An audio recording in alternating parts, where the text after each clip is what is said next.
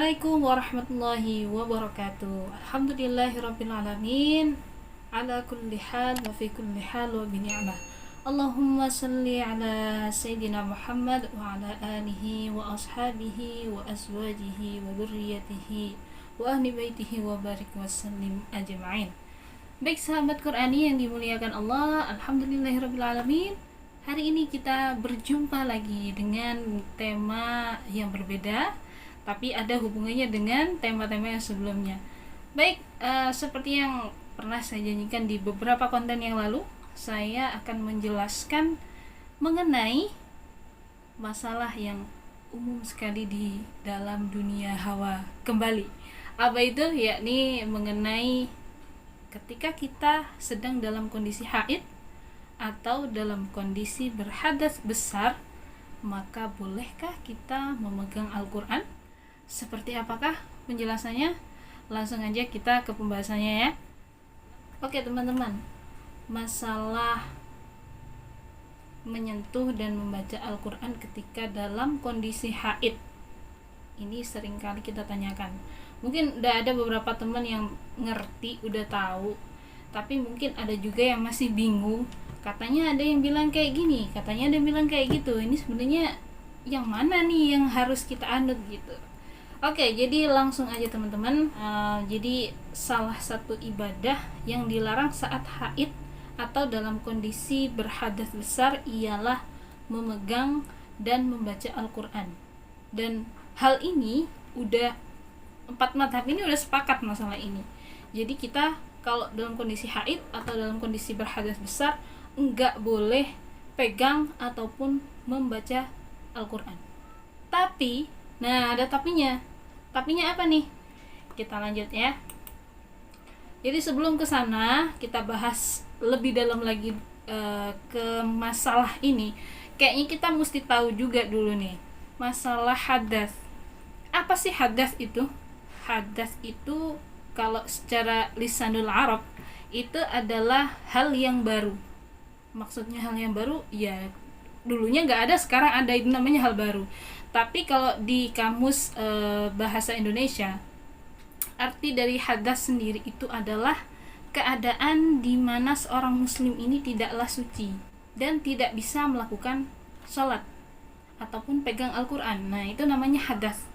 Nah hadas sendiri ini ada 2 macam, ada yang besar dan ada yang kecil. Kalau haid itu termasuk hadas besar. Apalagi hadas besar selain haid, yakni nifas. Kalau kita habis melahirkan, perempuan habis melahirkan, kemudian keluarlah darah, itu namanya nifas. Kemudian yang ketiga adalah dalam kondisi junub atau setelah berhubungan dengan suami atau dengan istrinya.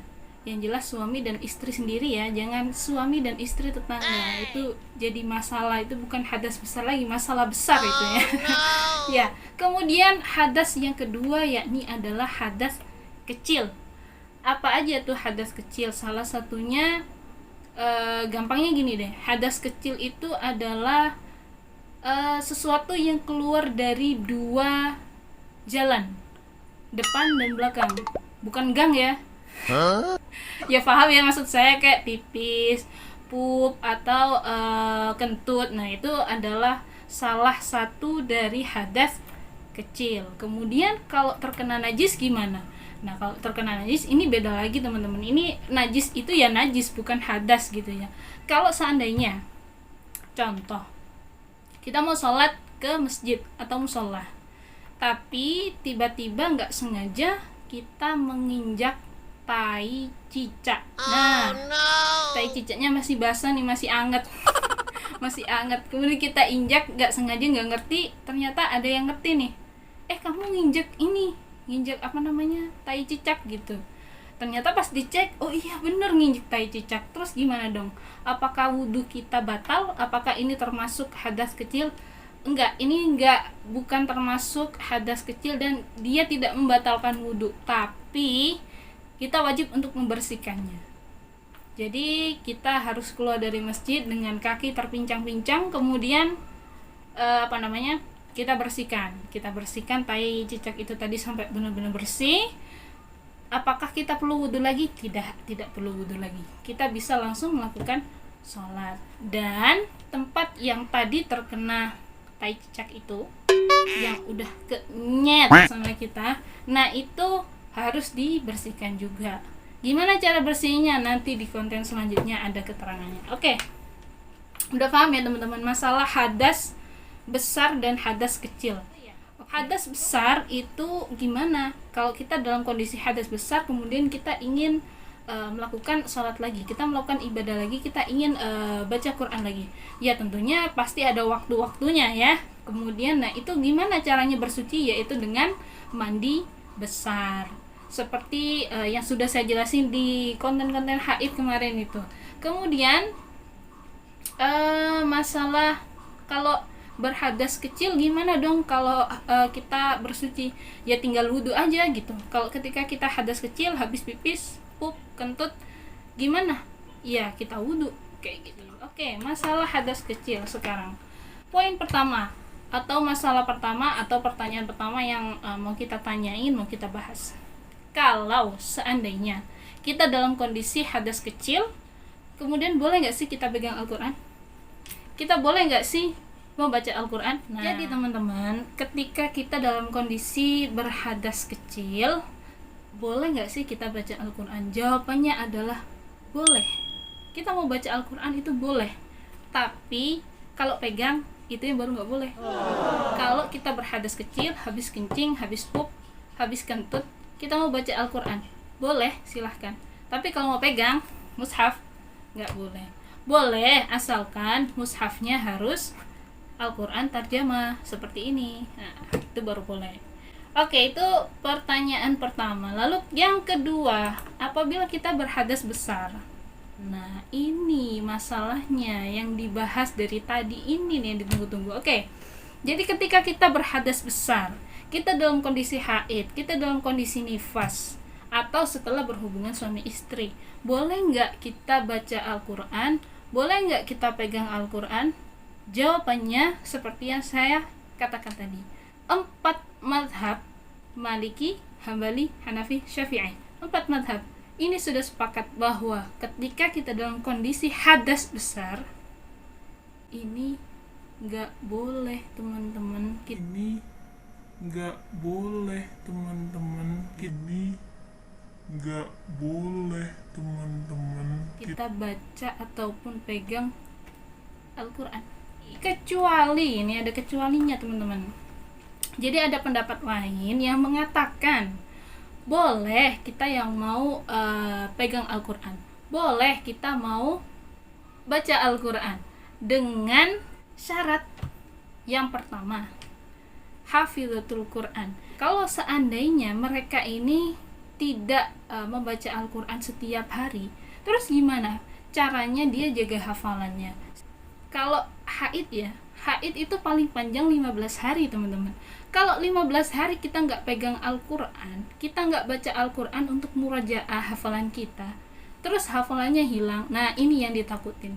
Makanya boleh kalau seandainya kita dalam kondisi haid, kita para hafizatul Quran, boleh kita mau murajaah, kita mau baca Al-Quran, kita mau pegang mushaf. Kemudian yang kedua adalah siapa nih? Yang kedua adalah ustazah atau santriwati yang sedang dalam kondisi haid, boleh pegang Al-Quran, boleh baca Al-Quran dalam rangka belajar Al-Quran. Syaratnya mereka harus pakai Al-Quran tarjamah seperti ini. Nah ini Al-Quran tarjamah. Kalau bisa yang ada tafsirannya sekalian, nah itu lebih bagus dan lebih dianjurin deh kalau pakai mushaf Al-Quran yang ada tarjamahnya, ada tafsirannya kayak gitu. Nah apalagi ada asbabun nuzulnya, nah, itu bagus, lebih bagus lagi. Jadi itu nggak masalah ya kalau seandainya dalam kondisi haid, kondisi nifas. Apalagi nifas teman-teman, nifas tuh 40 hari ya. Coba dibayangin 40 hari kalau penghafal Al-Quran nggak murajaah, 40 hari nggak pegang Al-Quran, nggak murajaah, ya takut ya kalau hafalannya hilang nantinya. Oke, kayak gitu. Oke, masalah hadas besar selesai. Ada masalah baru yang sering muncul di sosial media dan teman-teman yang lain juga banyak banget yang nanyain. Apa itu? Ya, ini boleh nggak sih ketika kita haid kita pegang Al-Quran di HP atau aplikasi yang ada di smartphone susah amat ya. Nah, jawabannya adalah boleh, boleh banget kayak itu. Boleh kita dalam kondisi haid, dalam berhadas besar, kita pegang pegang HP yang ada aplikasinya itu, aplikasi Qurannya, boleh dibaca. Tapi dalam rangka belajar itu tadi ya, dalam rangka belajar atau dalam menjaga hafalan. Kalau nggak ada kerjaan dalam kondisi haid, tiba-tiba pegang mushaf Al-Quran, tiba-tiba baca, walaupun terjemah nih ya, walaupun terjemah. Kalau nggak gitu pegang Al-Quran, pegang HP, buka aplikasi Al-Quran, ya nggak ada kerjaan, nggak ada niatan mau ada emang belajar di sekolah apa di TPQ, apalagi hafalin Al-Quran, ya pokoknya buka aja gitu, dibaca aja pengen tadarusan gitu. Nah itu yang nggak boleh teman-teman. Terus kalau ada HP, punya smartphone, susah amat sih ngomongnya, punya smartphone. Nah ini ada aplikasi Al-Qurannya, terus dibawa ke kamar mandi, gimana dong? Boleh nggak? Ya jawabannya adalah boleh, boleh banget. Meskipun kalian ngedownload sebanyak apapun aplikasi Al-Quran di HP Android kalian, susah kalau mau smartphone, di HP Android kalian itu boleh kalian bawa ke kamar mandi. Tapi ada tapinya. Tapi jangan dibuka dan jangan dibaca juga di dalam toilet, di dalam kamar mandi. Nah itu yang nggak boleh gitu. Walaupun kalian dalam kondisi nggak berhadas besar, ya ngapain juga gitu kan kita mau tadarusan di dalam toilet ya, kayak gitu teman-teman. Jadi udah kejawab semua ya. Kalau kita dalam kondisi hadas kecil, kita mau baca Al-Quran boleh, mau pegang yang jangan boleh, tapi kalau terjemah. Kalau dalam kondisi berhadas besar, kita boleh nggak baca Al-Quran? Boleh. Kita mau pegang Al-Quran boleh nggak? Boleh, yaitu tadi dengan niatan tadi, ada rangka belajar, ada niatan belajarnya atau dalam memelihara hafalan Al-Quran kayak gitu. Dan pakai Al-Qurannya harus tarjamah atau tafsir, itu lebih bagus. Jadi jawabannya boleh teman-teman.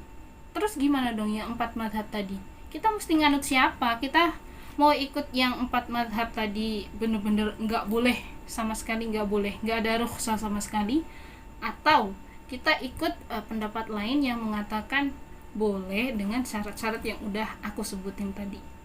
Jadi keputusannya ada di kalian sendiri, kalian mau ikut pendapat yang mana nih gitu. Kalau kalian mau udahlah kiaiku juga udah bilang nggak boleh, ya udah deh nggak boleh, aku dengerin MP3 aja deh. Kalau misalkan mau mau menjaga hafalan gitu, ya boleh, sok monggo atuh gitu, monggo atuh, mangga atuh gitu ya maksudnya.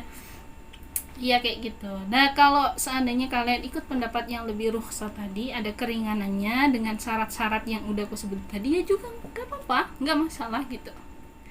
Jadi terserah kalian mau pilih yang mana teman-teman. Kalau aku sih lebih condong pribadi sama pilihan yang kedua. Jadi ada rukhsahnya, ada keringanannya dengan syarat-syarat yang tadi. Jadi ketika dalam kondisi haid ngajar TPQ, ya udah pakai aja Al-Quran terjemah. Kalau nggak gitu pakai aja HP di aplikasi Al-Quran di HP gitu. Udah selesai masalah.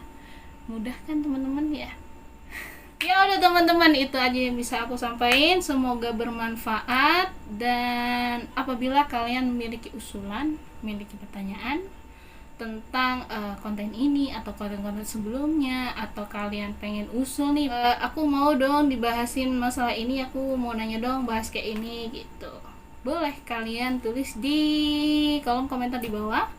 Oke, jangan lupa untuk subscribe, like, comment, and share sebanyak-banyaknya. Jika kalian rasa konten ini bermanfaat, share di sosial media kalian sebanyak-banyaknya. Semoga menjadi amal jariah kita semua, dan terima kasih. Wassalamualaikum warahmatullahi wabarakatuh.